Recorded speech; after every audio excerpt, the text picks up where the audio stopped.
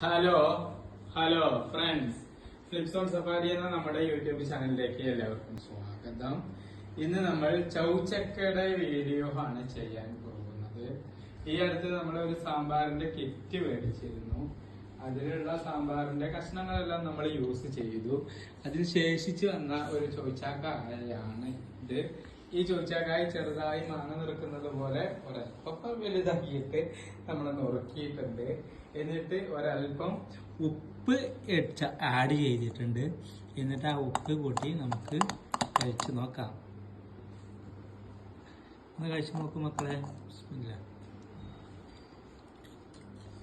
പൊളി സാധനം എന്ന് പറഞ്ഞാൽ ഇതാണ് പൊളി സാധനം. അടിപൊളിയാണ് കഴിക്കാനും. അപ്പം താല്പര്യമുള്ളവർക്കും ഇതുപോലെ ചെയ്തു നോക്കാം. അങ്ങനെയാണ് ചൗക്ക. ഇനി ഉപ്പിനോട് കൂടെ കുറച്ച് മുളക് പൊടി കൂട്ടുകയാണെങ്കിൽ നല്ല അടിപൊളിയായി കഴിക്കാൻ പറ്റും ചൗക്ക.